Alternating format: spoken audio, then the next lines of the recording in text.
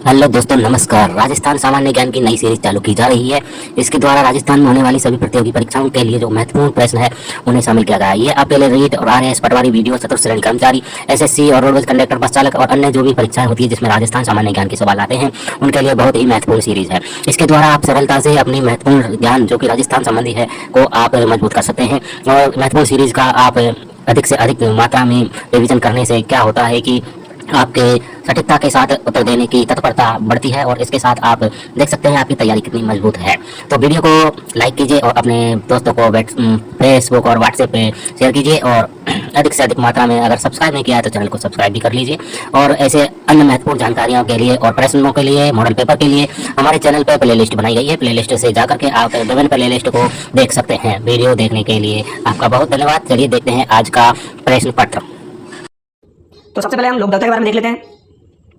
13वीं सदी से राजस्थान में इस्लाम के प्रवेश एवं तुर्क आक्रमणों के कारण राजस्थान के जनजीवन में एक नवीन परिवर्तन दृष्टिगोचर होता है।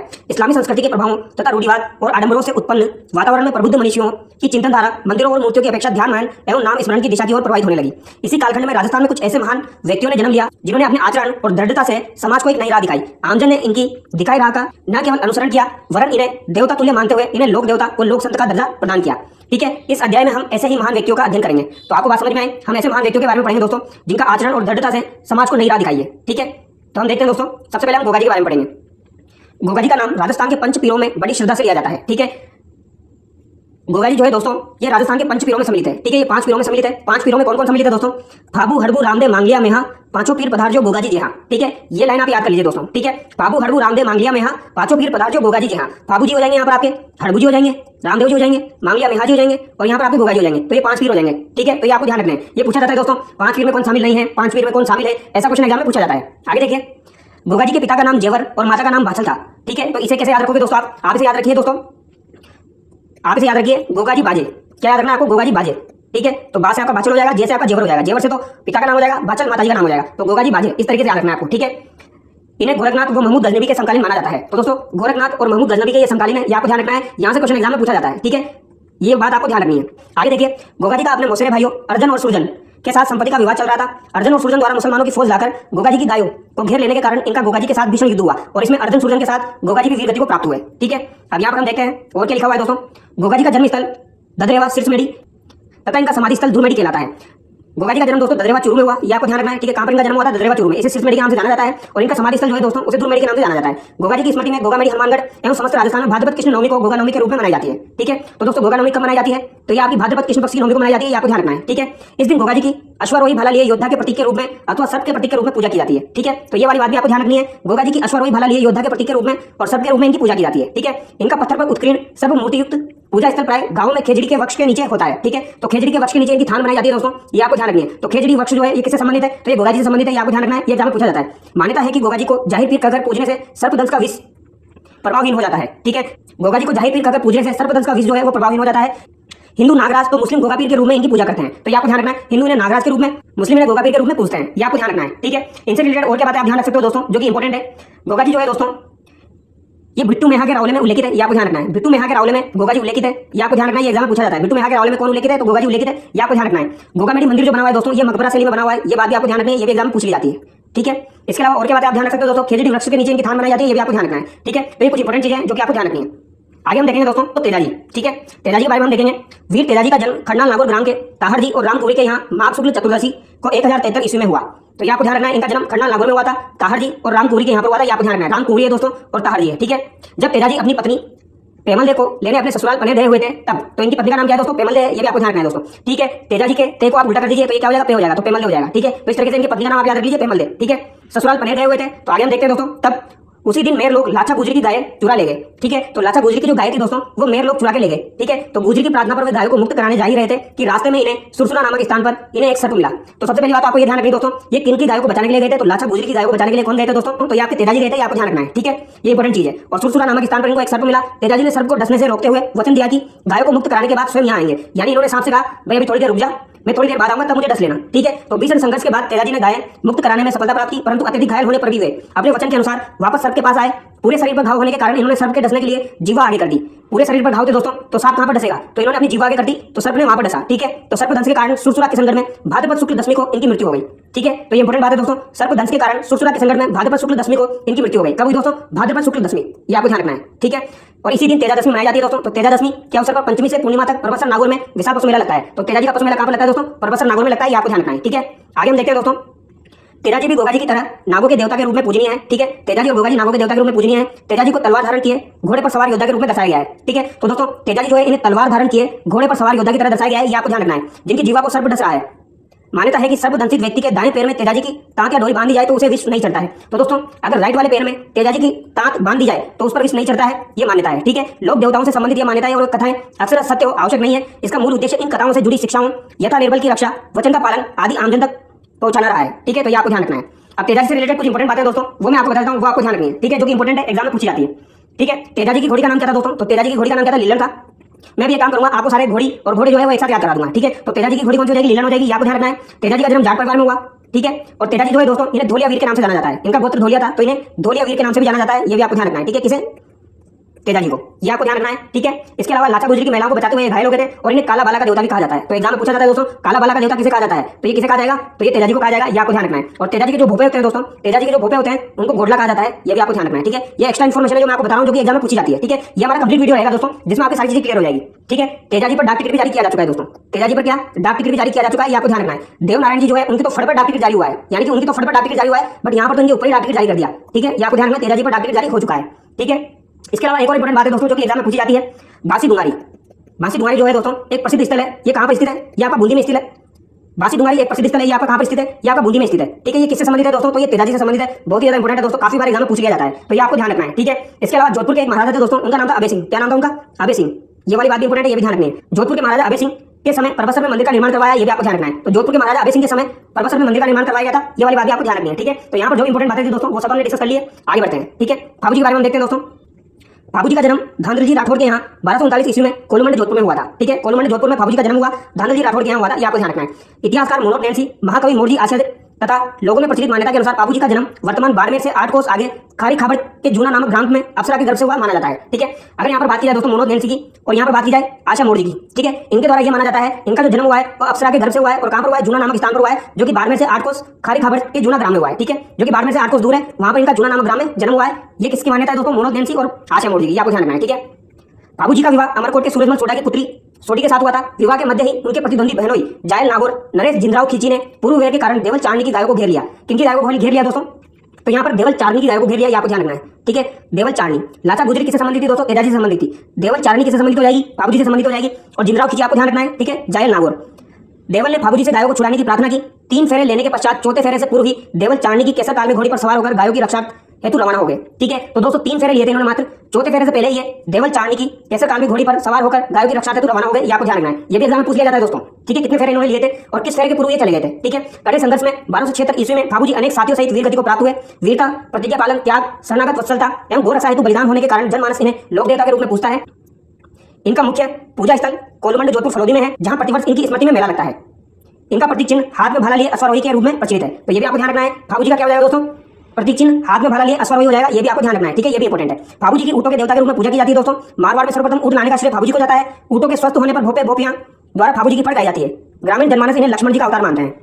ठीक है, तो फाबू जी को किसका अवतार माना जाता है दोस्तों, लक्ष्मण जी का अवतार माना जाता है। और इनकी फड़ का जो वाचन किया जाता है दोस्तों वो रावण हत्या वाद्य यंत्र से किया जाता है, ये भी आपको ध्यान रखना है। ठीक है, और अगर आपसे पूछा जाए दोस्तों फाबू जी के फव्वाड़े कौन से वाद्य यंत्र के साथ गाए जाते हैं, तो फाबू जी के फव्वाड़े जो है ये माठ वाद्य यंत्र के साथ गाए जाते हैं, ये भी आपको ध्यान रखना है। ठीक है, माठ वाद्य यंत्र के साथ गाए जाते हैं फव्वाड़े। और फड़ का पूछा जाए तो रावण हत्या हो जाएगा, ये आपको ध्यान रखना है। अब फाबू जी से रिलेटेड कुछ और भी इंपॉर्टेंट चीजें दोस्तों वो भी मैं आपको बता देता हूं यहाँ पर, ताकि यहाँ पर आपकी सारी चीजें क्लियर हो जाए। ठीक है, आपको इधर उधर भटकने की जरूरत ना पड़े।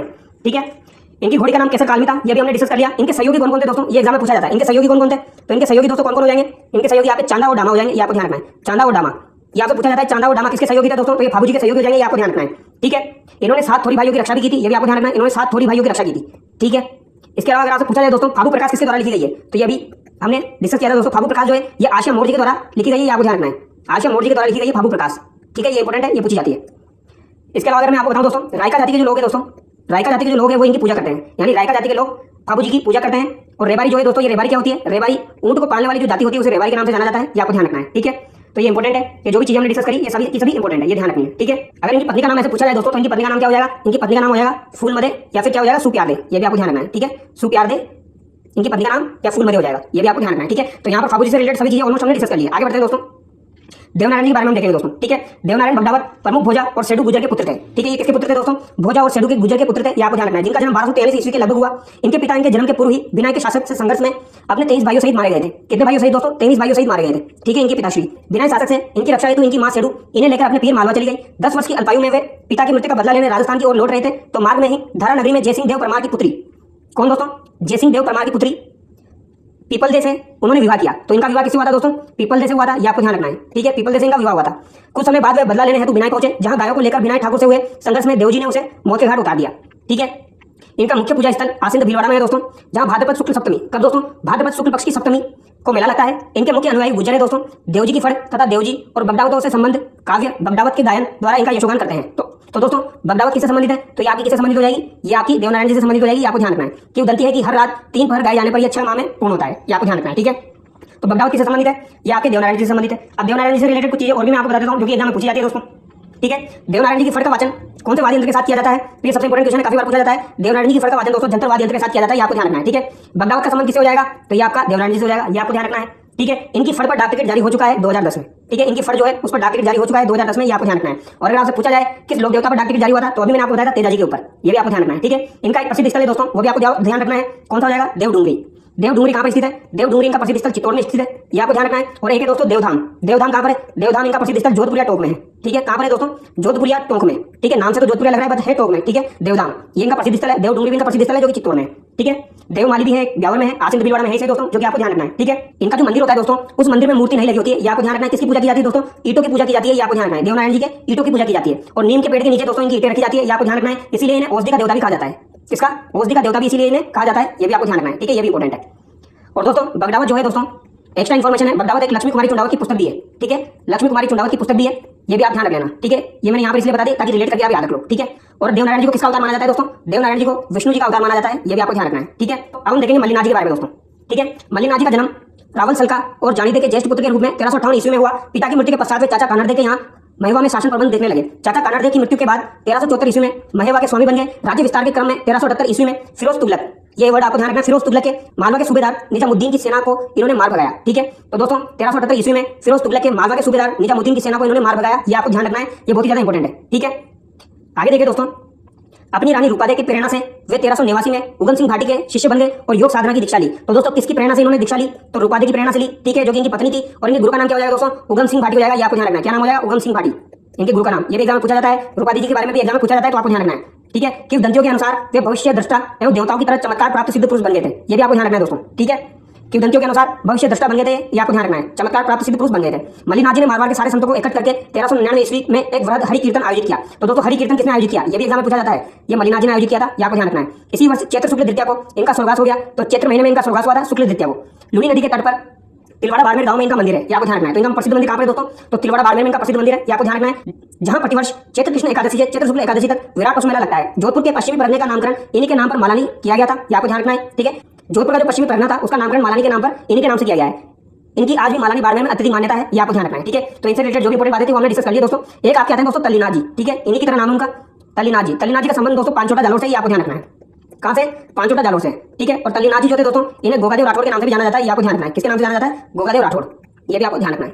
आगे बढ़ते हैं दोस्तों, रामदेव जी के बारे में हम देखेंगे, ठीक है। रामदेव जी आपके पंचपीरों में सम्मिलित है, ये तंवर वंशीय है दोस्तों, ठीक है। रामदेव जी तंवर वंशीय। अजमाल जी वो मेनादे के पुत्र रामदेव जी का जन्म बाड़मेर जिले की शिव तहसील के उडू काश्मीर गांव में हुआ था। तो इनका जन्म दोस्तों उडू काश्मीर बाड़मेर में हुआ था, ये आपको ध्यान रखना है। इनके पिता का नाम अजमाल जी है और माता का नाम मेनादे है। काफी बार एग्जाम में पूछा जाता है। इन्हें मल्लिनाथ जी के समकालीन माना जाता है दोस्तों, ठीक है। तो ये किसके समकालीन थे, ये मल्लिनाथ जी के समकालीन थे, ये आपको ध्यान रखना है। ये समकालीन वर्ड आपको जरूर ध्यान रखना चाहिए, ठीक है। जैसे कि मैंने आपको बताया था दोस्तों गोगा जी के समकालीन कौन कौन थे, तो गोगा जी के समकालीन आपके दोस्तों एक तो आपके गुरु गोरखनाथ थे दोस्तों, ठीक है, गोगा जी के समकालीन, और एक महमूद गजनवी था, ठीक है। तो ये समकालीन पूछ लिए जाते हैं दोस्तों, तो ये आपको ध्यान रखना है। और रामदेव जी के समकालीन कौन हो जाएंगे, मल्लिनाथ जी जाएंगे, तो ये भी आपको ध्यान रखना है। बालपन में ही इन्होंने पोखरण क्षेत्र मल्लिनाथ जी से प्राप्त करके, यानी पोखरण क्षेत्र इन्होंने किसे प्राप्त किया, मल्लिनाथ जी से प्राप्त करके वहां भैरव नामक क्रूर व्यक्ति का अंत करके अराजकता एवं आतंक खत्म किया। तो दोस्तों इन्होंने भैरव नामक क्रूर व्यक्ति का अंत किया था, ये भी आपको ध्यान रखना है, ठीक है। तो भैरव नामक व्यक्ति का अंत किसने किया था दोस्तों, तो ये रामदेव जी के द्वारा किया गया था, ये आपको ध्यान रखना है। इनका विवाह अमरकोट के दलजी सोडा की पुत्री नेतल से हुआ था। तो इनकी पत्नी का नाम क्या था दोस्तों? नेतल दे। तो ये आपको ध्यान रखना है। तो ये नेतल दे आपको ध्यान रखना है। अपनी भतीजी को पोखरण दहेज में देने के बाद इन्होंने रामदेवरा रुणिचा गांव बसाया और वहीं 1458 ईस्वी में भाद्रपद शुक्ल एकादशी को जीवित समाधि ली। तो दोस्तों इन्होंने समाधि कब ली थी? भाद्रपद शुक्ल एकादशी को इन्होंने समाधि ली थी। ये पॉइंट आपको ध्यान रखना है, ठीक है। कहां पर?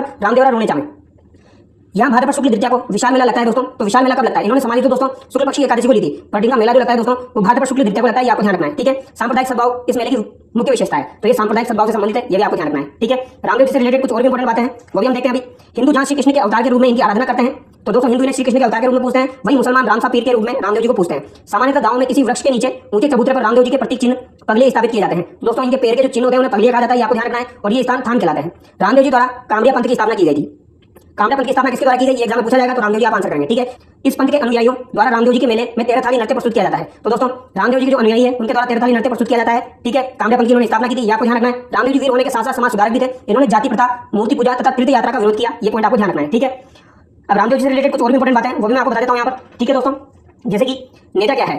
नेजा जो है रामदेव जी की पचरंगी पताका है, ये आपको ध्यान रखना है दोस्तों। जमो क्या है दोस्तों? तो रामदेव जी का जो जागरण होता है दोस्तों, रात्रि जागरण, उसे जमो कहा जाता है।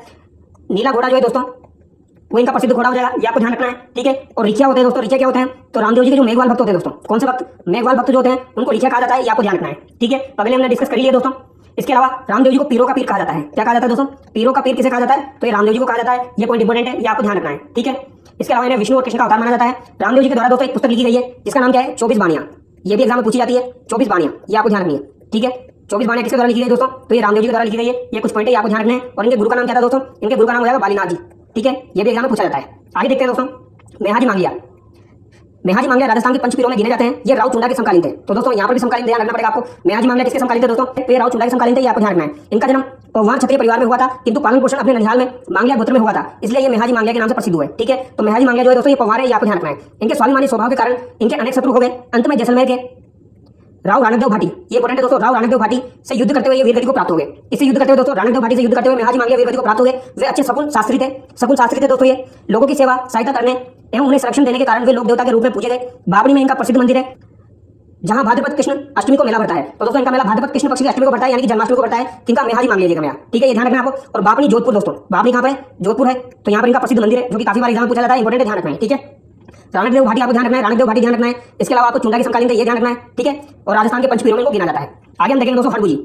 तो हड़बू जी के बारे में हम देख लेते हैं दोस्तों। हड़बू जी बुंदेल नागौर के महाराजा सांकला के पुत्र वो राव जोधा के समकालीन थे। तो ये किसके समकालीन थे दोस्तों? ये राव जोधा के समकालीन थे, ये आपको ध्यान रखना है, ठीक है। अपने पिता की मृत्यु के पश्चात वो बुंदेल छोड़कर हरबम जाल में आकर रहने लगे। यहाँ रामदेव जी की प्रेरणा से इन्होंने अस्त्र शस्त्र त्याग कर उनके गुरु बालीनाथ जी से दीक्षा ली। तो हरबू जी के गुरु भी कौन है दोस्तों? बालीनाथ जी। और रामदेव जी के गुरु भी कौन है? बालीनाथ जी। लोग मान्यता है कि राव जोधा को मेवाड़ के अधिकार से मंडोर को मुक्त कराने के प्रयासों के दौरान इन्होंने आशीष के साथ एक कटार भी दी थी। तो इन्होंने राव जोधा को एक कटार भेंट की थी दोस्तों, ये आपको ध्यान रखना है। किसको? राव जोधा को मंडोर जीतने के लिए। इस सहायता व आशीर्वाद के बाद यह भूभाग जोधा के अधीन आ गया, ठीक है। जोधा ने मंडोर जीत लिया तो जोधा ने इन्हें भेंटी नामक गांव इनको प्रदान किया गया था जोधा के द्वारा। हड़बू जी को बहुत बड़ा शकुन शास्त्री, वचन सिद्ध, चमत्कारी महापुरुष माना जाता है। इनका प्रमुख स्थान बेंगटी फलोदी में है। मनोती पूर्ण होने पर श्रद्धालु यहाँ इनके मंदिर में संस्थापित हड़बू जी की गाड़ी की पूजा अर्चना करते हैं, ठीक है। हड़बू जी की गाड़ी या हड़बू जी की बैलगाड़ी भी कहा जाता है दोस्तों, ठीक है। इनका जो प्रसिद्ध वाहन है दोस्तों उसका नाम है सियार। इनका वाहन कौन सा है दोस्तों? सियार, ये आपको ध्यान रखना है, ठीक है। इसके अलावा दोस्तों इनकी पत्नी जो थी दोस्तों, हड़बू जी की पत्नी जो थी वो सती नहीं हुई थी, ये भी आपको ध्यान रखना है। हड़बू जी की पत्नी जो है वो सती नहीं हुई थी, ठीक है, ये आपको ध्यान रखना है, ये वो सती नहीं हुई थी। इसके अलावा जोधपुर का जो अजीत सिंह था दोस्तों उसने मंदिर का निर्माण करवाया था। हड़बू जी के मंदिर का निर्माण किसने करवाया था? तो जोधपुर के अजीत सिंह ने करवाया था, ये भी आपको ध्यान रखना है। किसने करवाया था? जोधपुर के अजीत सिंह ने हड़बू जी के मंदिर का निर्माण करवाया था, ये भी आपको ध्यान रखना है, ठीक है। और ये किसके भाई थे दोस्तों? तो ये रामदेव जी के मौसेरे भाई थे, ठीक है। आगे देखते हैं दोस्तों, क्या आप जानते हैं अकबर के चित्तौड़ पर आक्रमण के समय अपूर्व वीरता व साहस दिखाने वाले कल्लाजी की मेवाड़ अंचल में 4 हाथ वाले लोक देवता के रूप में प्रसिद्धि है। तो दोस्तों अकबर के खिलाफ आक्रमण में, चित्तौड़गढ़ आक्रमण में कल्लाजी जो है वो 4 हाथों वाले लोक देवता के रूप में प्रसिद्ध हुए। मान्यता है कि सिर कटने के बाद भी कल्लाजी का धड़ मुगलों से लड़ता हुआ रुंडेला तक जा पहुंचा। कहां तक जा पहुंचा दोस्तों? रुंडेला तक जा पहुंचा। वीर कल्लाजी जो है दोस्तों ये चित्तौड़गढ़ पर जब आक्रमण हुआ था अकबर के द्वारा तो वहां पर इन्होंने वीरता और साहस दिखाई थी, ठीक है। इन्हें भूत प्रेतों के देवता के रूप में पूजा जाता है, ये आपको ध्यान रखना है। भूत प्रेतों के देवता के रूप में पूजा जाता है। इन्हें नागराज का अवतार भी कहा जाता है दोस्तों, ठीक है। नागराज का अवतार भी इन्हें कहा जाता है, ये भी आपको ध्यान रखना है, ठीक है। और 4 हाथ वाले देवता भी इन्हें कहा जाता है। अब तो चलिए दोस्तों बिना देरी के शुरू करते हैं। आज हम संत और संप्रदाय के बारे में पढ़ेंगे। तो सबसे पहले हम किसके बारे में पढ़ेंगे दोस्तों? संत धन्ना जी के बारे में पढ़ेंगे, ठीक है। अब धन्ना जी से रिलेटेड क्या क्या बातें इंपॉर्टेंट है वो हम देख लेते हैं, ठीक है।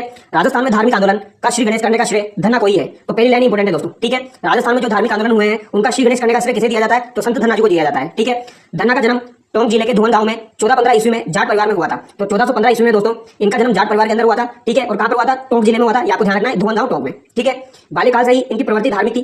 कालांतर में धन्ना काशी जाकर आचार्य रामानंद के शिष्य बन गए, ठीक है। तो इनके गुरु का नाम क्या है दोस्तों? रामानंद है, ये भी आपको ध्यान रखना है, ठीक है।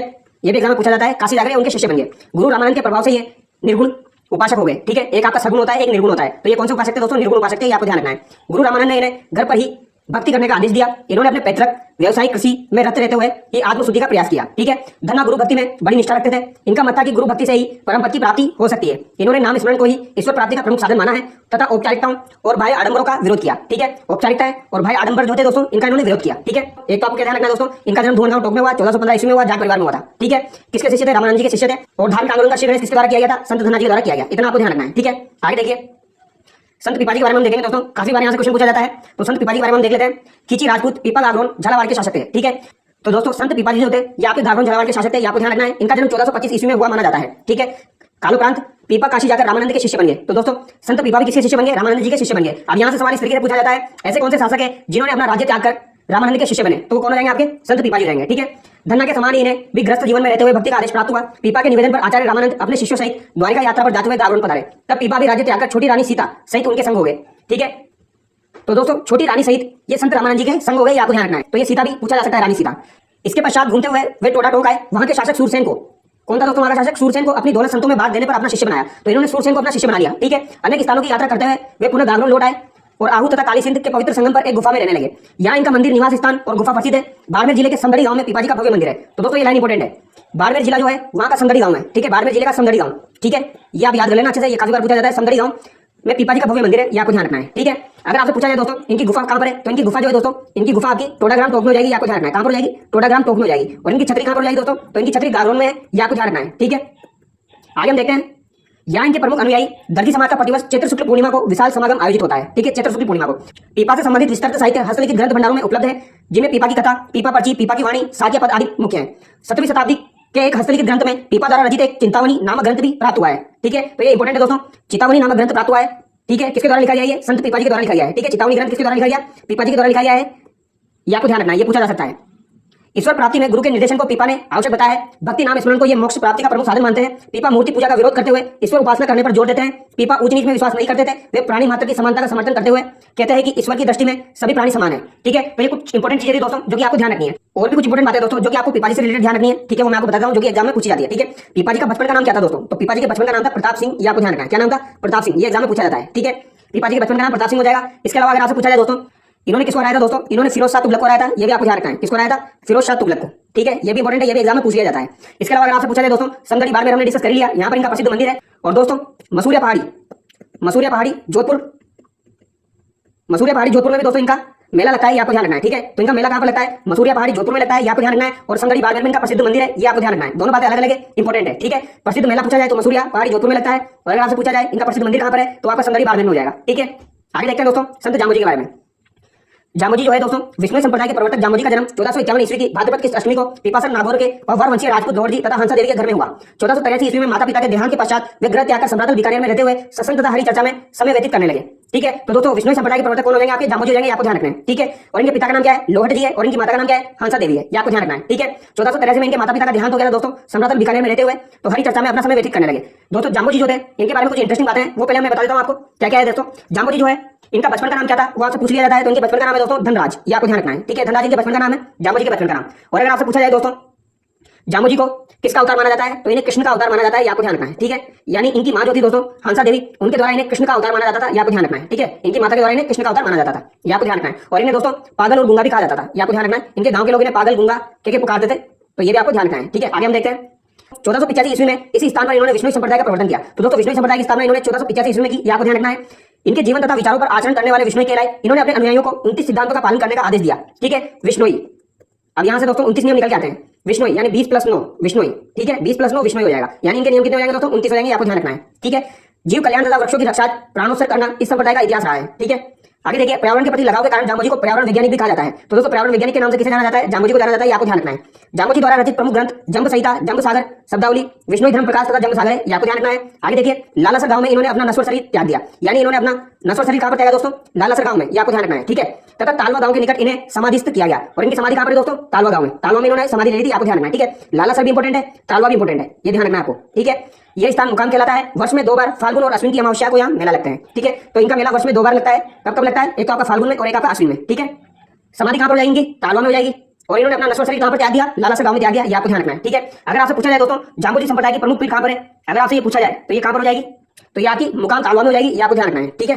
प्रधान पीठ इनकी मुकाम तालवा में हो जाएगी, ये भी आपको ध्यान रखना है। और दोस्तों नोखा बीकानेर जो है वो भी इनसे संबंधित रहा है, ये भी आपको ध्यान रखना है। तो चलिए दोस्तों आगे देखते हैं जसनाथ जी। ठीक है, जसनाथ जी के बारे में देखते हैं। जसनाती संप्रदाय के प्रवर्तक जसनाथ जी का जन्म 1482 ईस्वी, तो ये आपको ध्यान रखना है दोस्तों 1482 ईस्वी, ये एग्जाम में पूछा जाता है, को कतरेसर बीकानेर में हुआ था। तो इनका जन्म कतरेसर बीकानेर में हुआ 1482 ईस्वी में। ठीक है, इन्हें हमीर जी जानी जाट और रूपादी का पोष्य पुत्र माना जाता है, यानी कि इनके पिता का नाम हमीर जी जाट हो जाएगा और माता का नाम रूपादी हो जाएगा। ठीक है, लोक विश्वास के अनुसार इन्होंने गोरख माल्या बीकानेर में 12 वर्ष तक कठोर तपस्या करते हुए सभी को जीवों पर दया करने का संदेश दिया। तो दोस्तों इन्होंने 12 वर्ष तक कठोर तपस्या की थी, आपको ध्यान रखना है। ठीक है, ये पूछा जा सकता है कहां पर की थी दोस्तों, गोरख माल्या बीकानेर में, ये भी पूछा जा सकता है। इन्होंने 12 वर्ष तक तपस्या की थी कहां पर, गोरख माल्या बीकानेर में, ये आपको ध्यान रखना है। ठीक है, जसनाथ जी ने लोह पांगल नामक तांत्रिक का घमंड चकनाचूर किया था। तो दोस्तों ये पूछा जा सकता है लोह पांगल नामक तांत्रिक का घमंड किसने चकनाचूर किया था, तो ये जसनाथ जी ने किया था, ये आपको ध्यान रखना है। राव लूणकरण को बीकानेर का राजपद पाने का वरदान भी दिया। मोस्ट इंपोर्टेंट दोस्तों, किसको इन्होंने राजपद पाने का वरदान दिया था, तो राव लूणकरण को दिया था, ये भी एग्जाम में आपसे पूछा जा सकता है। ठीक है, हड़बू जी हमने पढ़ा था दोस्तों, हड़बू जी ने किसको दिया था, राव जोधा को दिया था। इन्होंने किसको दिया, राव लूणकरण को राजपद पाने का वरदान दिया। ठीक है, आगे देखिए, इनके चमत्कारों से प्रभावित होकर दिल्ली सुल्तान सिकंदर लोधी तक ने इन्हें कतरेसर के पास भूमि दी थी। तो दोस्तों सिकंदर लोधी के द्वारा जसनाथ जी को भूमि प्रदान की गई थी, आपको ध्यान रखना है, कतरेसर के पास में।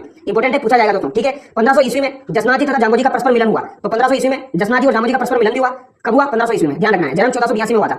जसनाथ जी ने अश्विन शुक्ल सप्तमी 1506 ईस्वी में 24 वर्ष की अल्पायु में कतरेसर में जीवित समाधि ले ली। इनके उपदेश सिंबुदड़ा व कोडा नामक ग्रंथ में संग्रहित है। ठीक है, तो दोस्तों 24 वर्ष की एज में इन्होंने क्या कर लिया, समाधि ले ली, आपको ध्यान रखना है। ठीक है, यानी कि 1506 में इन्होंने समाधि ले ली, जन्म इनका 1482 में हुआ। 1500 ईस्वी में ये जामोजी और जसनाथ जी दोनों परस्पर मिले थे, आपको ध्यान रखना है।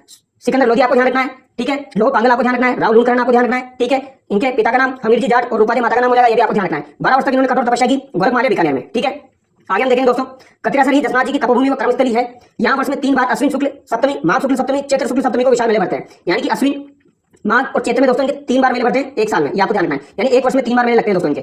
ठीक है, नेक्स्ट हम देखेंगे दोस्तों लालदास जी संप्रदाय के प्रवर्तक लालदास का जन्म मेवात प्रदेश अलवर के धूलीदूप गांव में श्रावण कृष्ण पंचमी 1504 ईस्वी में हुआ था। ठीक है, तो लालदास जी का जन्म 1504 में श्रावण कृष्ण पंचमी को हुआ, कहां पर हुआ, मेवात प्रदेश अलवर में धूलीदूप गांव में हुआ था। ठीक है, इनके पिता का नाम चांदवन और माता का नाम समदा था। ठीक है, पिता का नाम क्या हो जाएगा, चांदवन हो जाएगा, माता का नाम समदा हो जाएगा, ये नाम भी आपको ध्यान रखना है। ठीक है, लालदास ने तिजारा के फकीर गगन चिश्ती से दीक्षित होकर उन्हीं के प्रेरणा स्वरूप धूलीदूप छोड़कर बांदोली ग्राम में सिंहशिला पहाड़ पर कुटिया बना ली। तो दोस्तों इनके गुरु कौन हो जाएंगे, गगन चिश्ती हो जाएंगे, ये आपको ध्यान रखना है, गगन चिश्ती। ठीक है, उनसे इन्होंने दीक्षा ली और धूलीदूप को छोड़ दिया और बांदोली नामक गांव में दोस्तों इन्होंने सिंहशिला पहाड़ पर कुटिया बना ली। कहां पर बनाई, सिंहशिला पहाड़ पर, ये पूछा जा सकता है दोस्तों, याद रखना है। ठीक है, सिंहशिला पहाड़ पर इन्होंने अपनी कुटिया बना ली बांदोली नामक ग्राम में। ठीक है, आगे देखिए, मेवात क्षेत्र में फैली धार्मिक और सामाजिक कुरीतियों को दूर करने हेतु लालदास जी ने नैतिक शुद्धता पर बल दिया। संत लालदास ने हिंदू और मुस्लिम दोनों धर्मों की अच्छाइयों को अपनाने के उपदेश दिए। तो दोस्तों हिंदू और मुस्लिम दोनों धर्मों की अच्छाइयों को अपनाने के इन्होंने उपदेश दिए, ये आपको ध्यान रखना है। ठीक है, इनका मानना था कि ईश्वर वो अल्लाह एक है जो दूसरों को कष्ट पहुंचाता है, स्वयं उसका जीवन कष्ट में हो जाता है। मैं मुसलमान लालदास जी को पीर मानते हैं। लालदास जी की चेतावनियां, इनका मुख्य काव्य ग्रंथ है। नंगला में 1608 ईस्वी में 108 वर्ष की दीर्घायु में इनका निधन हुआ। तो दोस्तों इनका निधन 108 वर्ष की आयु में हुआ था, ये आपको ध्यान रखना है। कब हुआ था, 1608 में हुआ था। ठीक है, 1504 में इनका जन्म हुआ था, तो आप कैलकुलेट करोगे तो 108 वर्ष हो जाएगा। 108 वर्ष की आयु में इनका निधन हुआ था। कहां पर हुआ था, नंगला जहाज भरतपुर में। नंगला आपका कहां पर है, भरतपुर में। और दोस्तों नंगला जहाज भरतपुर में इनकी प्रधान पीठ स्थित है, ये भी आपको ध्यान रखना है। ठीक है, इनकी प्रधान पीठ कहां पर है, नंगला जहाज भरतपुर में, ये भी आपको ध्यान रखना है। ठीक है, और इनकी समाधि कहां पर है, तो इनकी समाधि शेरपुर में, जहां पर अश्विन मास की एकादशी वो माघ पूर्णिमा को मेला लगता है, ये आपको ध्यान रखना है। ठीक है, तो इनकी समाधि कहां पर हो जाएगी, शेरपुर में हो जाएगी। मुख्य पीठ नंगला जहाज भरतपुर में हो जाएगा, जहां पर इनका निधन हुआ 1608 ईस्वी में 108 वर्ष की आयु में इनका निधन हुआ था। और आपको क्या ध्यान रखना है, बादोली नामक ग्राम में दोस्तों सिंहशिला पहाड़ पर इन्होंने कुटिया बना ली थी। ठीक है, अलवर से ये संबंधित है, धूलीदूप गांव से। आगे देखिए, संत हरिदास जी का काफी बार एग्जाम में क्वेश्चन पूछा जाता है दोस्तों।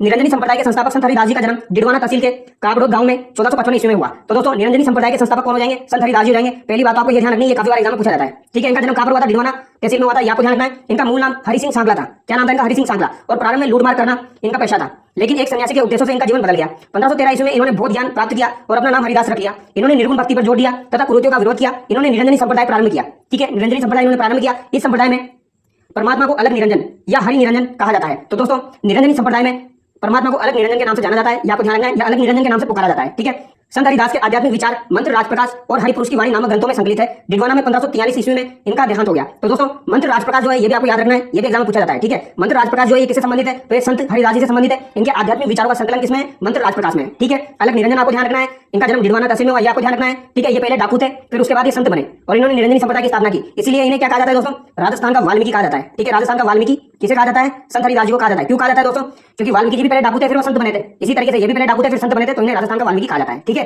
आगे देखिए दोस्तों दादू दयाल जी के बारे में देख लेते हैं। दादू दयाल जी राजस्थान के कबीर दादू दयाल जी का जन्म अहमदाबाद गुजरात के फाल्गुन शुक्ल अष्टमी 1544 ईस्वी का माना जाता है। तो इनका जन्म कब हुआ था दोस्तों, 1544 ईस्वी में हुआ था, ये आपको ध्यान रखना है। ठीक है, बुद्धन या वर्धनन नामक संत से दीक्षा ग्रहण करके दादू 1568 ईस्वी में सांबर आकर रहने लगे। तो ये 1568 ईस्वी में सांबर आने के रहने लगे, ये आपको ध्यान रखना है। ठीक है, 1568 ईस्वी में ये सांबर आकर रहने लगे और इनके गुरु का नाम क्या था दोस्तों, वर्धानंद। क्या नाम था, वर्धानंद। ये भी एग्जाम में पूछा जाता है, या बुद्धन भी कहा जाता है। ठीक है, दुनिया का कार्य आरंभ कर दिया। यहाँ से दादू ने उपदेश देना आरंभ किया। ठीक है, किसका कार्य आरंभ किया इन्होंने दोस्तों, दुनिया का, और यहाँ पर इन्होंने उपदेश देना भी शुरू कर दिया। और 1575 ईस्वी में दादू अपने 25 शिष्यों के साथ आमेर चले गए। और 1575 में कहां पर चले गए? आमेर में चले गए दोस्तों। ये डेट भी आपको ध्यान रखनी है, ठीक है। आमेर कब गए? 1575 ईस्वी में गए, जहां अगले 14 वर्षों तक इन्होंने निवास किया। कितने वर्षों तक? 14 वर्षों तक। दादू ने 1585 ईस्वी में मुगल सम्राट अकबर से भेंट करने हेतु फतेहपुर सीकरी की यात्रा भी की थी, ठीक है। तो 1585 में इन्होंने अकबर से भेंट की थी दोस्तों। कहां पर? फतेहपुर सीकरी में। ये आपको ध्यान रखना है, ये एग्जाम में पूछा जाता है, ठीक है। तो इनसे संबंधित सारी चीजें आपको ध्यान रखनी है। 1544 में जन्म हुआ, 1568 में ये साबर आ गए और 1575 में ये आमेर आ गए और 1585 में कहां पर चले गए? फतेहपुर सीकरी में मिलने चले गए अकबर से, ठीक है। आगे देखिए, दादू तत्कालीन ढूंढाड़ और मारवाड़ राज्यों में यात्रा करते हुए उपदेश देते हुए 1602 ईस्वी में फुलेरा के समीपवर्ती ग्राम नारायणा में आ गए। यही ज्येष्ठ कृष्ण अष्टमी 1603 ईस्वी को इन्होंने देह त्याग किया। दादू के पार्थिव शरीर को उनके निर्देशानुसार ये समीपस्थ भेराना की पहाड़ी के नीचे दादूखोल नामक स्थान पर रख दिया। दादूपंथी इस स्थान को अत्यंत पवित्र मानते हैं, ठीक है। दादूपंथी संप्रदाय के अकॉर्डिंग दोस्तों इनका जो शरीर है वो जलाया नहीं जाता है, उसे खुला छोड़ दिया जाता है। तो इनका शरीर भेराना पहाड़ी पर खुला छोड़ दिया गया, तो उसे दादूखोल कहा जाता है, ये आपको ध्यान रखना है, ठीक है। और इनकी प्रमुख पीठ कहां पर है दोस्तों? तो नारायणा इनकी प्रमुख पीठ है, ये आपको ध्यान रखना है, ठीक है। नारायणा जयपुर में इनकी प्रमुख पीठ है। आगे देखिए, दादू ने ब्रह्म, जीव, जगत और मोक्ष पर अपने उपदेश सरल भाषा सद्दू कड़ी में दिए। दादू जी की वाणी तथा दादू राधुआ नामक ग्रंथों में दादू के उपदेश और विचार मिलते हैं। दादू कबीर की ही तरह सुधारवादी आचरण और मोक्ष के मूल्यों को मानने वाले, परम तत्व की तलाश करने वाले थे। दादू ने कर्मकांड, जाति प्रथा, मूर्ति पूजा, रूढ़िवादिता आदि का घोर विरोध किया। गरीबदास, मिस्किनदास, सुंदरदास, भकनाजी, रज्जब माधोदास आदि दादू के प्रसिद्ध शिष्य थे, ये आपको ध्यान रखना है, ठीक है। तो गरीबदास जी, मिस्किनदास जी, सुंदरदास जी, भकनाजी, रज्जब माधोदास जी, ये इनके प्रमुख शिष्य थे, ये आपको ध्यान रखना है, ठीक है। इनके टोटल 252 शिष्य थे, जिन्हें 52 स्तंभ कहा जाता था, ठीक है। जब दादू दयाल जी की मृत्यु हुई थी दोस्तों, तो गरीबदास जी गद्दी पर बैठे थे, ये आपको ध्यान रखना है, ठीक है। और एक और बात आपको ध्यान रखनी दोस्तों, इनके बचपन का नाम क्या था? तो दादू जी के बचपन का नाम क्या था दोस्तों? दादू जी के बचपन का नाम हो जाएगा आपके महाबली। महाबली इनके बचपन का नाम था, ये भी आपको ध्यान रखना है, ये भी एग्जाम में पूछा जा सकता है, ठीक है। इसके अलावा अगर आपसे पूछा जाए दोस्तों, तो कायाबेली ग्रंथ की रचना की थी इन्होंने। कायाबेली नामक ग्रंथ की रचना किसने की थी? तो ये दादू दयाल जी ने की थी। इसके अलावा अगर आपसे पूछा जाए नागमाला या फिर गुणसागर, तो इनकी रचना किसके द्वारा की गई? ये दादू दयाल जी के द्वारा की गई, जिसमें कायाबेली मोस्ट इंपोर्टेंट है, काफी बार पूछा जाता है। कायाबेली, नागमाला, गुणसागर नामक ग्रंथ की रचना इनके द्वारा की गई थी, आपको ध्यान रखना है, ठीक है। इसके अलावा दोस्तों, दादू दयाल जी की मृत्यु हो गई थी, तो दोस्तों दादू संप्रदाय जो था ये आपके 5 भागों में बढ़ गया था, ये आपको ध्यान रखना है। इसकी 5 शाखाएं हो गई थी। 5 शाखाएं कौन कौन सी हो गई थी इनकी? मैं आपको बता देता हूं दोस्तों। एक तो आपकी हो जाएगी उत्तरादे, ठीक है, उत्तरादे हो जाएगी। एक आपकी खालसा हो जाएगी दोस्तों, ठीक है। एक आपकी विरक्त हो जाएगी, एक आपकी खाकी हो जाएगी दोस्तों, ठीक है। और एक आपकी कौन सी हो जाएगी? नागा हो जाएगी, ये आपको ध्यान रखना है, ठीक है। उत्तरादे, खालसा, विरक्त, खाकी, नागा। कहीं कहीं जगह आपको 6 भी लिखा हुआ मिल सकता है दोस्तों, वहां पर निहंग को भी इनकी शाखा माना जाता है, ठीक है। बट मेनली 5 ही है दोस्तों, तो ये आपको ध्यान रखनी है, ठीक है। अब इनमें से मैं आपको बताऊं दोस्तों, नागा संप्रदाय जो है इसके प्रवर्तक कौन हो जाएंगे यहाँ पे? तो ये संत सुंदरदास जी हो जाएंगे, ये आपको ध्यान रखना है, ठीक है। संत सुंदरदास जी के द्वारा नागा संप्रदाय की स्थापना की गई थी, आपको ध्यान रखना है, जो कि किसकी शाखा है? दादूपंथी की शाखा है, ठीक है। सुंदरदास जी जो है दोस्तों, इनके द्वारा 42 किताबें लिखी गई है, 42 किताबें लिखी गई है, इसलिए इन्हें भारत का दूसरा शंकराचार्य कहा जाता है। भारत का दूसरा शंकराचार्य किसे कहा जाता है? तो ये भी आपको याद रखना है, ये सुंदरदास जी को कहा जाता है, ये भी एग्जाम में पूछा जा सकता है, ठीक है। अगर आपसे पूछा जाए दोस्तों, आजीवन दूल्हे के बेस में कौन रहे थे? तो आजीवन दूल्हे के बेस में संत रज्जब जी रहे थे, आपको ध्यान रखना है। रज्जब जी की प्रमुख पीठ कहां पर है? सांगानेर जयपुर में। और सुंदरदास जी की कहां पर है दोस्तों? सुंदरदास जी की दौसा के अंदर है, ये आपको ध्यान रखना है, देवगिरी दौसा, ठीक है। आगे हम देखते हैं दोस्तों मीराबाई जी के बारे में, ठीक है। तो मीराबाई कृष्ण भक्त कवित्री वो गायिका मीराबाई 16वीं सदी के भारत के महान संतों में से एक थी। तो दोस्तों 16वीं सदी, ये आपको ध्यान रखना है, कौन सी सदी? 16वीं सदी की कवित्री थी, ये आपको ध्यान रखना है। मीरा को राजस्थान की राजा भी कहा जाता है। राजस्थान की राजा किसे कहा जाता है? मीरा जी को कहा जाता है, ठीक है। इनका जन्म कहां पर हुआ? मेड़ता के राठौड़ राव दूता के पुत्र रतन सिंह के घर कुर्की पारी नामक ग्राम में 1498 ईस्वी के लगभग हुआ था, ये आपको ध्यान रखना है। अगर आपसे पूछा जाए मीराबाई का जन्म कब हुआ था, तो 15वीं शताब्दी में हुआ था, ठीक है। और कवित्री कब की मानी जाती है? तो 16वीं शताब्दी की मानी जाती है, ठीक है। 1498 ईस्वी में इनका जन्म हुआ था। इनके दादाजी कौन थे दोस्तों? राव दूता थे। और इनके पिता कौन थे? रतन सिंह थे, ये आपको ध्यान रखना है। जन्म इनका कुर्की पारी में हुआ था, ठीक है। राजस्थान की राजधानी कहा जाता है। इनके पिता रतन सिंह राठौड़ बाजोली के जागीरदार थे। कहां के? बाजोली के। मीरा का लालन पालन अपने दादाजी के यहाँ मेड़ता में हुआ। इनका विवाह 1516 ईस्वी में राणा सांगा के ज्येष्ठ पुत्र युवराज भोजराज के साथ हुआ था, पर विवाह के कुछ वर्ष पश्चात ही पति की मृत्यु हो जाने से यह तरुण अवस्था में ही विधवा हो गई। मीरा का साधु संतों में उठना बैठना और उनके साथ भजन कीर्तन करना इनके देवर राणा विक्रमादित्य को पसंद नहीं आया। इनका देवर था दोस्तों विक्रमादित्य, उसको पसंद नहीं आया। विक्रमादित्य ने मीरा को झड़ देने सबसे कटवाने का भी प्रयत्न किया, किंतु मीरा की कृष्ण भक्ति कम नहीं हुई, ठीक है। आगे देखिए, कृष्ण भक्ति का विचार मीरा को अपनी दादी से प्राप्त हुआ था, यह सवाल पूछा जा सकता है दोस्तों। कृष्ण भक्ति का विचार मीरा के पास कहां से आया, यह कहां से प्राप्त हुआ? तो ये इनकी दादी से प्राप्त हुआ था, आपको ध्यान रखना है। एक बार एक बारात को दूल्हे सहित जाते देखकर बालिका मीरा अत्यधिक प्रभावित हुई और अपनी दादी के पास जाकर उत्सुकता से दूल्हे के बारे में पूछने लगी। दादी ने तुरंत ही गिरधर गोपाल का नाम बता दिया और मीरा को तभी से गिरधर गोपाल की लगन लग गई, ठीक है। मीरा अपने अंतिम समय में गुजरात में द्वारिका के डाकोर स्थित रणछोड़ मंदिर में चली गई। वहां 1547 ईस्वी में अपने गिरधर गोपाल में विलीन हो गई। मीरा जी की पदावलियां प्रसिद्ध है, ठीक है। तो दोस्तों 1547 में ये गिरधर गोपाल में विलीन हो गई, आपको ध्यान रखना है, ठीक है। कब? 1547 में, यानी 1547 के आसपास इनकी मृत्यु हो गई, आपको ध्यान रखना है, ठीक है। और ये रणछोड़ मंदिर या द्वारिका, यानी इन्होंने अपना अंतिम समय द्वारिका रणछोड़ मंदिर में बिताया था, आपको ध्यान रखना है। इनकी भक्ति की मुख्य विशेषता यह थी कि उन्होंने ज्ञान से अधिक भावना श्रद्धा को महत्व दिया। मीरा की भक्ति माधुर्य भाव की रही है। कौन से भाव की रही है दोस्तों? माधुर्य भाव की रही है, ये भी आपको ध्यान रखना है, ठीक है। ये भी एग्जाम में पूछा जा सकता है। मीरा से रिलेटेड कुछ इंपॉर्टेंट बातें वो मैं आपको बता देता हूं दोस्तों। जैसे कि मीरा के द्वारा पदावली लिखी गई है, ठीक है। पदावली लिखी गई है दोस्तों मीरा के द्वारा। इसके अलावा क्या लिखा गया है? इसके अलावा सत्यभामानुरूषण लिखा गया है, सत्यभामानुरूषण, ये भी आपको ध्यान रखना है, ठीक है। इसके अलावा दोस्तों रुक्मणी मंगल भी लिखा गया है, रुक्मणी मंगल, ठीक है। ये भी एग्जाम में पूछा जाता है। और ये आपका रण सोरठ लिखा गया है, ठीक है। ये सब मीरा जी के द्वारा लिखा गया है, आपको ध्यान रखना है, ठीक है। और मीरा जी के गुरु कौन कौन है दोस्तों? तो मीरा जी के जो प्राथमिक गुरु है या प्रारंभिक गुरु है वो तो आपके पंडित गजाधर हो जाएंगे, ठीक है। ये क्वेश्चन एग्जाम में पूछा जाता है, वही मैं आपको बता रहा हूं। पंडित गजाधर इनके प्रारंभिक गुरु हो जाएंगे। और इनके आध्यात्मिक गुरु कौन हो जाएंगे? तो आध्यात्मिक गुरु इनके संत रैदास हो जाएंगे, जो कि काफी बार एग्जाम में पूछा जाता है, आपको ध्यान रखना है, ठीक है। मीराबाई का प्रसिद्ध मंदिर कहां पर है दोस्तों? तो चित्तौड़गढ़ में है। और इनका दूसरा मंदिर जो है वो मेड़ता में है, नागौर में, ठीक है। तो संत रैदास जी इनके आध्यात्मिक गुरु थे। और संत रैदास जी की छतरी जो है दोस्तों वो इनके मंदिर के सामने है चित्तौड़ के अंदर, आगे देखिए संत रानाबाई। संत रानाबाई जो है इन्हें राजस्थान की दूसरी मीरा। संत रानाबाई का जन्म मारवाड़ के हरनावा मकराना के पास गांव में वैशाख शुक्ल द्वितीया को 1504 ईस्वी में एक जाट परिवार में हुआ था। तो संत रानाबाई का जन्म जाट परिवार में हुआ था दोस्तों, ठीक है। इन्हें राजस्थान की दूसरी मीरा कहा जाता है, ठीक है। इनके पिता का नाम राम गोपाल तथा माता का नाम गंगाबाई था। पालड़ी के संत चतुरदास की शिष्या रानाबाई कृष्ण भक्त थी। तो दोस्तों ये किसकी शिष्या थी, ये एग्जाम में पूछा जाता है। तो ये संत चतुरदास जी की शिष्या थी, आपको ध्यान रखना है। यानी कि इनके गुरु का नाम क्या था, चतुरदास। 66 वर्ष की उम्र में हरनावा गांव के फाल्गुन शुक्ल त्रयोदशी, कब दोस्तों, फाल्गुन शुक्ल त्रयोदशी को 1570 ईस्वी में रानाबाई ने जीवित समाधि ली। यहाँ प्रतिवर्ष भाद्रपद शुक्ल त्रयोदशी को एक विशाल मेला आयोजित किया जाता है, आपको ध्यान रखना है, ठीक है। आगे देखिए दोस्तों संत माऊजी। संत माऊजी के बारे में हम देख लेते हैं। संत माऊजी का जन्म 1714 ईस्वी में सावला गांव में हुआ था। सावला गांव कहाँ पर है दोस्तों, डूंगरपुर में है, ठीक है। संत माऊजी ने अपने विचारों को स्थायी एवं साकार रूप देने हेतु निष्कलंक नामक संप्रदाय की स्थापना की थी। तो दोस्तों निष्कलंक नामक संप्रदाय की स्थापना किसके द्वारा की गई थी, ये आपको ध्यान रखना है। निष्कलंक संप्रदाय की स्थापना संत माऊजी के द्वारा की गई थी। इनका जन्म 1714 में सावला गांव में डूंगरपुर में हुआ था। कहा जाता है कि जब इनकी आयु 12 वर्ष की थी तो ये घर छोड़कर माही और सोम नदी के संगम पर एक गुफा में तपस्या करने लगे। इसी स्थान पर संवत 1784 माघ शुक्ल एकादशी गुरुवार को इन्हें ज्ञान प्राप्त हुआ और उसी दिन वहां पर माऊजी ने बेणेश्वर वैन वृंदावन नामक धाम की स्थापना की। इसके बाद इन्होंने धर्मोपदेश देना आरंभ कर दिया और अपने शिष्यों में बिना किसी भेदभाव के सभी जातियों के लोगों को शामिल किया। तो दोस्तों 12 वर्ष की उम्र में इन्होंने तपस्या की, आपको ध्यान रखना है, ठीक है। बेणेश्वर धाम की स्थापना किसने की थी, तो संत माऊजी के द्वारा की गई थी, ठीक है। जहां पर सोम माही जाखम मिलती है, कौन मिलती है दोस्तों, सोम माही और जाखम नदियां जो है उनका संगम होता है, त्रिवेणी संगम बेणेश्वर धाम में। इसकी स्थापना संत माऊजी के द्वारा की गई थी, ठीक है। नवा टापरा डूंगरपुर, ये आपको ध्यान रखना है। आगे देखिए दोस्तों इन्होंने लसाड़ा के पटेल भक्त की दान राशि से अहमदाबाद से कागज मंगवाया और धौलागढ़ में एकांतवास करके 5 बड़े ग्रंथों की रचना की, जिनके छंदों की संख्या 72,96,000 बतलाई जाती है। वाद विवाद की शैली में लिखे गए ये ग्रंथ चोपड़ा कहलाते हैं, ठीक है। तो दोस्तों इन्होंने ग्रंथ लिखा जिसका नाम क्या है, चोपड़ा, ये आपको ध्यान रखना है, ठीक है। कौन सी शैली में लिखा गया दोस्तों, वाद विवाद शैली में, ये भी आपको ध्यान रखना है, ठीक है। ये भी इंपॉर्टेंट है, ये भी एग्जाम में पूछा जाता है। ग्रंथ चोपड़ा संत माऊजी ने लिखा, वाद विवाद शैली में लिखा, ठीक है। और लसोड़िया आंदोलन किसने चलाया था दोस्तों, लसोड़िया आंदोलन जो है ये भी आपका संत माऊजी के द्वारा चलवाया गया था। काफी बार एग्जाम में पूछा जाता है। आगे देखिए माऊजी के ये चोपड़े केवल दीपावली के दिन ही बाहर निकाले जाते हैं, ओनली दीपावली के दिन ही बाहर निकलते हैं ये चोपड़े। ये भी एग्जाम में एक बार पूछा जा चुका है, ठीक है। कब, दीपावली के दिन। माऊजी के अनुयायी इन्हें विष्णु का 10वां अवतार या कल के अवतार मानते हैं। तो दोस्तों संत माऊजी को कल के अवतार माना जाता है, ये आपको ध्यान रखना है। डूंगरपुर जिले में इनके अनुयायी बड़ी संख्या में है। इनका मुख्य मंदिर सावला डूंगरपुर में है दोस्तों, जहां माऊजी की शंख चक्र गदा पद्म सहित घोड़े पर सवार चतुर्भुज मूर्ति। बेणेश्वर धाम पर माघ शुक्ल पूर्णिमा को सोम चाकम माही नदियों के त्रिवेणी संगम पर मेला लगता है, ठीक है। अब यहाँ पर एक और बात आपको ध्यान रखनी है दोस्तों, बेणेश्वर धाम में जो मेला लगता है वो कब लगता है, तो ये माघ शुक्ल पूर्णिमा को लगता है, ये एग्जाम में पूछा जाता है, ठीक है। बेणेश्वर मेला कब लगता है दोस्तों, माघ शुक्ल पूर्णिमा को लगता है, ठीक है। अब आगे देखते हैं दोस्तों संत रामचरण जी के बारे में। जयपुर राज्य के अंतर्गत सोडा गांव में माघ शुक्ल चतुर्दशी 1719 ईस्वी को वैश्यकुल में भगत राम और देवजी के यहाँ रामकिशन रामचरण का मूल नाम का जन्म हुआ, ठीक है। तो दोस्तों रामकिशन का जन्म हुआ कहां पर हुआ था, सोडा गांव में हुआ था, आपको ध्यान रखना है। ये कहां पर है, अभी वर्तमान में टोंक में है, आपको ध्यान रखना है, ठीक है। कहां पर है, टोंक के अंदर आता है, सोडा गांव, टोंक में इनका जन्म हुआ था। मेवाड़ के दादरा ग्राम में महाराजा कृपाराम जी से 1751 ईस्वी को दीक्षा प्राप्त करके रामकिशन रामचरण बन गए। 1758 ईस्वी में गलता जी के मेले के समय साधुओं के धर्म में प्रतिकूल व्यवहार को देखकर इनका मन संसार से उछट गया तथा रामचरण जी वैरागी हो गए, ठीक है। तो गलता जी का जो मेला था दोस्तों, वहां पर साधुओं के धर्म के प्रतिकूल व्यवहार को देखकर इनका मन उछट गया और ये वैरागी हो गए, आपको ध्यान रखना है, ठीक है। और इनके गुरु का नाम क्या था दोस्तों, कृपाराम, ये एग्जाम में पूछा जाता है, ठीक है। इसके बाद भीलवाड़ा में साधना करते हुए इन्होंने निर्गुण भक्ति और सभी के प्रति प्रेम का उपदेश दिया, ठीक है। मूर्ति पूजकों द्वारा परेशान करने पर रामचरण कुहाड़ा गांव चले गए। कहां पर चले गए दोस्तों, कुहाड़ा गांव। शाहपुरा से निमंत्रण प्राप्त होने पर शाहपुरा चले आए। शाहपुर नरेश रण सिंह, ये नाम आपको ध्यान रखना है दोस्तों। शाहपुर नरेश कौन है, रण सिंह, ठीक है। रण सिंह आपको ध्यान रखना है। रण सिंह ने इन्हें रहने के लिए एक छतरी का निर्माण करवाया और एक मठ भी स्थापित किया, ठीक है। तो रण सिंह ने इनके लिए छतरी बनवाई और मठ भी स्थापित किया।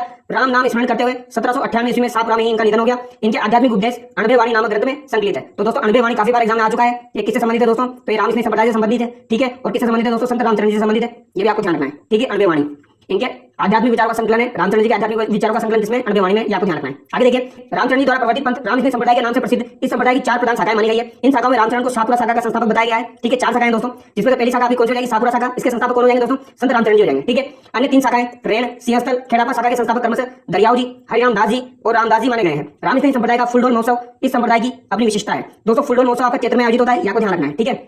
इसके अलावा रेण के जो संस्थापक हो जाएंगे वो कौन हो जाएंगे दोस्तों, आपके दरियाव जी हो जाएंगे, ये आपको ध्यान रखना है, ठीक है। सिंहस्थल के यहाँ से ह निकाल लेना है आपको, कौन हो जाएंगे, हरिराम दास जी हो जाएंगे दोस्तों, ठीक है। और खेड़ापा के कौन हो जाएंगे आपके, खेड़ापा के आपके दोस्तों रामदास जी हो जाएंगे, ये आपको ध्यान रखना है, ठीक है। और जो मेन शाखा थी शाहपुरा के उसके रामचरण जी हो जाएंगे।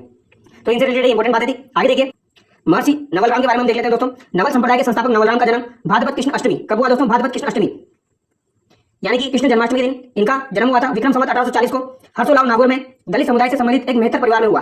बचपन में आध्यात्मिकता की ओर इनका झुकाव देखकर इनके पिता कुशाल राम, इनके पिता का नाम क्या था, कुशाल राम ने इन्हें रामानंद संप्रदाय के संत करताराम के पास भेज दिया। किसके पास भेज दिया दोस्तों, करताराम के पास, ये पूछा जा सकता है, ठीक है। गुरु करताराम ने ही इनका नाम नवलराम रखा और इन्हें निर्गुण व निराकार ईश्वर का उपदेश दिया। महर्षि नवलराम ने देश में जगह जगह भ्रमण कर शिक्षा के महत्व पर बल दिया। उन्होंने समाज में व्याप्त रूढ़िवादिता, दृष्टिकोण, आडंबरों, जादू टोना, सती प्रथा, अस्पृश्यता, पर्दा प्रथा, बाल विवाह आदि धार्मिक एवं सामाजिक कृत्यों का विरोध करते हुए जनमानस को जागरूक किया। महर्षि ने सत्य, गुरु और ईश्वर भक्ति को मोक्ष प्राप्त करने में सहायक माना है। उन्होंने एकेश्वरवाद का समर्थन किया और निराकार ईश्वर की उपासना पर बल दिया, ठीक है। दोस्तों नवलदासी संप्रदाय की प्रधान पीठ कहां पर है, तो इनकी प्रधान पीठ दोस्तों नवलपुरा जोधपुर में, आपको ध्यान रखना है, ठीक है। जबकि इनका जन्म कहां पर हुआ था, इनका जन्म हर्षोलाव नागौर में हुआ था, आपको ध्यान रखना है। और पिता का नाम कुशाल राम था और इनके गुरु का नाम करताराम हो जाएगा, ये भी आपको ध्यान रखना है, ठीक है। आगे देखिए इन्होंने क्या कहा, साधो भाई हम निर्गुण दीदारा नाम अनाम में नाही अब एक अखंड स्वरूप हमारा। महर्षि नवलराम ने मारवाड़ी भाषा में अनेक भजन, दोहे, श्लोक, छंद, चौपाइया की रचना की। मारवाड़ के शासक मानसिंह इनका बड़ा सम्मान करते थे, यानी कि ये मानसिंह के समकालीन थे, ये आपको ध्यान रखना है। नवल संप्रदाय की प्रमुख पीठ कहां पर है? जोधपुर में, ये इंपॉर्टेंट है, ये ध्यान रखना है, ठीक है। और जन्म इनका कहां पर हुआ? नागौर में हुआ। आगे देखिए दोस्तों, सांगलिया धुनी सीकर, सीकर जिले की धौत तहसील में सांगलिया गांव में स्थित यह आश्रम संवर्गी संप्रदाय का प्रमुख केंद्र है। दोस्तों ये संप्रदाय आपको ध्यान रखना है, संवर्गी संप्रदाय। मुझे लगता है यहाँ से क्वेश्चन नेक्स्ट एग्जाम में बन सकता है, ठीक है। तो संवर्गी संप्रदाय जो है ये कहां पर आपका? ये सीकर जिले में हो जाएगा, ठीक है। जिसकी स्थापना किसने की थी? लक्कड़दास महाराज द्वारा की गई। किसके द्वारा की गई दोस्तों? लक्कड़दास महाराज के द्वारा की गई, ये आपको ध्यान रखना है। कब की गई? 1639 ईस्वी में की गई। यह संप्रदाय जाति पांत के भेद के स्थान पर मानव मात्र की समानता में विश्वास करता है। चार फूट व ताबीज में अविश्वास रखता है, ठीक है। अविश्वास प्रकट करते हुए अनुयायियों को सन्मार्ग पर चलने की शिक्षा दी जाती है। अनुयायियों का मुख्य अभिवादन जय साहेब होता है। तो दोस्तों संवर्गी संप्रदाय जो होता है, इसमें जो अनुयायी होते हैं दोस्तों, इनका जो अभिवादन होता है वो क्या होता है? जय साहेब होता है। ये आपको ध्यान रखना है, ये पूछा जा सकता है, जय साहेब, ठीक है। इंपॉर्टेंट है दोस्तों, ये पूछा जा सकता है, इसको गलत नहीं करना है। जय साहेब किससे संबंधित है? संवर्गी संप्रदाय से संबंधित है। आश्रम में प्रत्येक महीने की अमावस्या और पूर्णिमा को सत्संग का आयोजन होता है, ठीक है, जिसमें आडम्बरों के स्थान पर केवल आध्यात्मिक भजन किए जाते हैं। ग्रामीण क्षेत्र में शिक्षा को बढ़ावा देने के लिए आश्रम द्वारा बाबा खीमादास महाविद्यालय का संचालन भी किया जा रहा है। तो दोस्तों बहुत ही ज्यादा इंपॉर्टेंट है, खीमादास महाविद्यालय का संचालन किया जा रहा है। किसके द्वारा? संवर्गी संप्रदाय के द्वारा, ये आपको ध्यान रखना है। इस महाविद्यालय की स्थापना के लिए राष्ट्रपति के आर नारायण दोस्तों, ठीक है, आश्रम के पीठाधीश्वर खीमादास महाराज को सम्मानित किया गया, ठीक है। दोस्तों वीडियो देखने के लिए आपका बहुत बहुत धन्यवाद, और हमें कमेंट करके बताइए आपको वीडियो कैसा लगा, और वीडियो को लाइक कीजिए, शेयर कीजिए, और चैनल को सब्सक्राइब नहीं किया है तो सब्सक्राइब भी कर लीजिए।